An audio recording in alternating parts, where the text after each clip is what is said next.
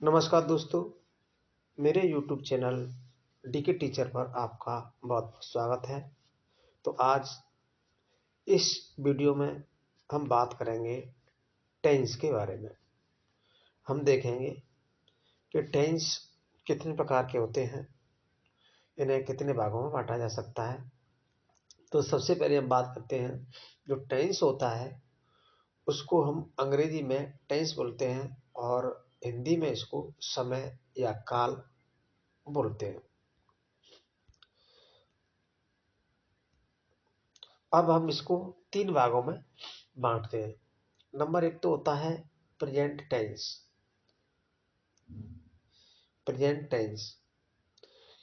और नंबर 2 होता है पास्ट टेंस और नंबर 3 होता है फ्यूचर टेंस। तो यहाँ पर जो प्रेजेंट टेंस होता है उसको हम बोलते हैं वर्तमान काल, यानी कि वह समय जिसमें हम रह रहे हैं, जिसमें हम क्रियाएं कर रहे हैं, उसको हम वर्तमान काल बोलते हैं। और उसके बाद आता है पास्ट टेंस, यानी कि वह समय जो बीत गया है, जिसमें हमने कोई काम किया था लेकिन अब नहीं है, वो समय निकल गया, तो उसे हम पास्ट टेंस बोलते हैं। और उसके बाद में आता है फ्यूचर टेंस, यानी कि जो भविष्य में आएगा, ऐसा समय जो भविष्य में आएगा और हम भविष्य में इस समय में काम करेंगे। तो इस प्रकार से हम टेंस होता है उसको हम 3 भागों में बांटते हैं, जो कि आपने यहाँ पर देख लिया है। अब इसके बाद में प्रत्येक टेंस को हम 4 भागों में बांटते हैं। अब यहाँ पर पहला भाग है इनडेफिनिट टेंस। इनडेफिनिट टेंस तो इसको हम अंग्रेजी में अनिश्चित काल कहते हैं, क्योंकि डेफिनिट का मतलब होता है निश्चित और इनडेफिनिट का मतलब होता है अनिश्चित। यानी कि इस टेंस के अंतर्गत जो भी वाक्य आते हैं वो अनिश्चित तरीका के वाक्य होते हैं, जिनका अनिश्चित बोध कराते हैं। जैसे वह घर जाता है, वह दूध पीता है, वे स्कूल क्यों नहीं जाते हैं, ऐसे वाक्य इस टेंस के अंतर्गत आते हैं। दूसरा होता है कंटिन्यूस टेंस, इसे हम सतत काल कहते हैं, यानी कि सतत मतलब लगातार चलने वाला समय। इस समय के अंतर्गत या इस टेंस के अंतर्गत हम ऐसे वाक्यों को लेते हैं जो कंटिन्यू रहते हैं, जो लगातार चलते रहते हैं। जैसे मैं स्कूल जा रहा हूँ, वह मुझसे बात कर रहा है, मैं उसके साथ खेल रहा हूँ, यानी कि अभी भी काम को कर रहा हूँ। तो ऐसे वाक्यों को हम इस वाक्य के अंतर्गत इस टेंस के अंतर्गत रखते हैं। अब उसके बाद आता है परफेक्ट टेंस। परफेक्ट टेंस इसको बोलते हैं पूर्णकाल।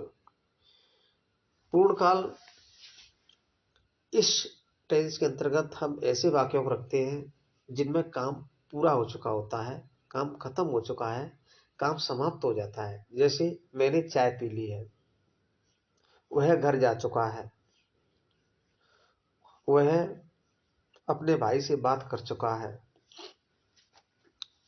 मैं गीत गा चुका हूं। ऐसे वाक्यों को रखते हैं जो कि काम पूरे हो चुके हैं, अभी हाल में जो काम पूरे हुए हैं, उनको हम इस टेंस के अंतर्गत रखते हैं। और चौथा टेंस आता है परफेक्ट कंटिन्यूअस टेंस, इसे हम पूर्ण सतत काल कहते हैं। पूर्ण सतत काल इस टेंस को हम कहते हैं, यानी कि इस टेंस के अंतर्गत हम ऐसे वाक्यों को रखते हैं जो कार्य पूरे हो चुके होते हैं और चलते भी रहते हैं।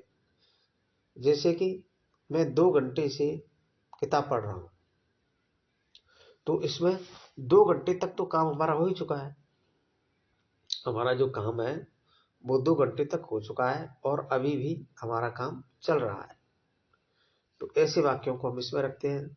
जैसे वह 4 घंटे से खेल रहा है, यानी कि वह 4 घंटे तो खेल चुका है और अभी भी खेल रहा है, उसने बंद नहीं किया है।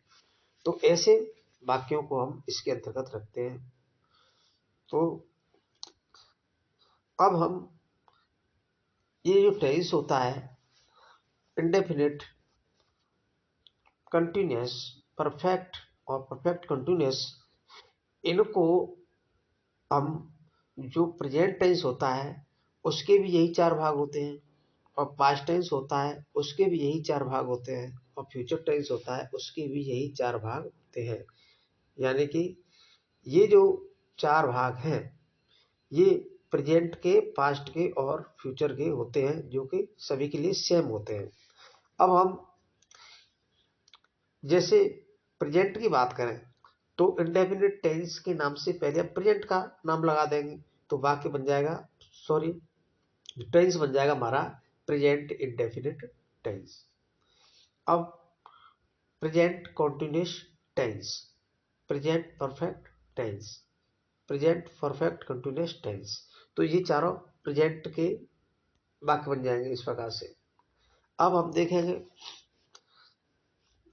इसके पहले यदि हम पास्ट लगा देते हैं तो ये बन जाएगा past indefinite tense, past continuous tense, past perfect tense, past perfect continuous tense. और यदि इसी प्रकार से हम इसके पहले फ्यूचर लगा देते हैं तब ये बनेगा future indefinite tense, future continuous tense, future perfect tense और फ्यूचर परफेक्ट कंटिन्यूस टेंस। कुल मिलाकर के हम ऐसे कह सकते हैं कि हमारे पास में जो मेन टेंस होते हैं वो 3 होते हैं, प्रेजेंट, पास्ट और फ्यूचर, और प्रत्येक के 4-4 भाग होते हैं, 1 2 3 4, यानी कि indefinite, continuous, perfect, perfect continuous. तो इस प्रकार से कुल मिलाकर के 12 टेंस हमें पढ़ने के लिए मिलते हैं। तो अब हम एक एक करके इन सभी को पढ़ेंगे। अब हम देखते हैं सबसे पहले प्रेजेंट इंडेफिनिट टेंस के बारे में।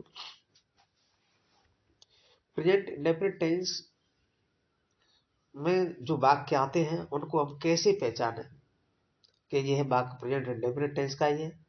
तो इसके लिए हम हिंदी में जो पहचान होती है, जो वाक्य होते हैं उनके अंत में, वाक्य के बिल्कुल अंत में ता है, ती, ता हूं, ते हैं, ऐसे शब्द आते हैं। ता है, ती है, ता हूं, ते हैं, ऐसे शब्द आते हैं। जैसे अभी उदाहरण के लिए वाक्य मैंने यहाँ पर दिए हैं, मैं उससे बात करता हूँ, तो ये यहाँ पर ता हूँ आया है। वह मेरे घर नहीं आता है, तो यहाँ पर ता है आया है। तुम चाय क्यों पीते हो, तो यहाँ पर ते है आया है। तो इसी प्रकार से वाक्य के अंत में ता है, ती है, ते है, ता हूँ ऐसे शब्द आते हैं, तो उनसे हमें पता लग जाता है कि यह वाक्य प्रेजेंट इंडेफिनिट टेंस का है। अब हम बात करते हैं कि हम किस प्रकार से इसमें वाक्य बनाएंगे। तो इसमें वाक्य बनाने के लिए सबसे पहले जो पॉजिटिव सेंटेंस होते हैं, सकारात्मक वाक्य होते हैं, वो वाक्य बनाने के लिए हम यहाँ पर कुछ नियमों का उपयोग करते हैं। यहाँ पर एक वचन के कर्ता के साथ में एक वचन की क्रिया का उपयोग किया जाता है, और क्योंकि क्रिया मूल रूप में बहुवचन होती है यानी कि प्लूरल होती है, तो उसे सिंगुलर बनाने के लिए यानी कि एक वचन बनाने के लिए क्रिया के अंत में हमको एस या ईएस लगाना पड़ता है। और जो बहुवचन का कर्ता होता है उसके साथ बहुवचन की क्रिया का उपयोग किया जाता है, तो उसके साथ क्रिया में किसी भी प्रकार का परिवर्तन नहीं करना पड़ता है। तो आज के वीडियो में बस इतना ही, फिर मिलेंगे किसी दूसरी वीडियो में। तब तक के लिए नमस्कार। यदि वीडियो पसंद आए तो वीडियो को लाइक करें, शेयर करें, सब्सक्राइब करें तथा कमेंट करके कमेंट बॉक्स में बताएं।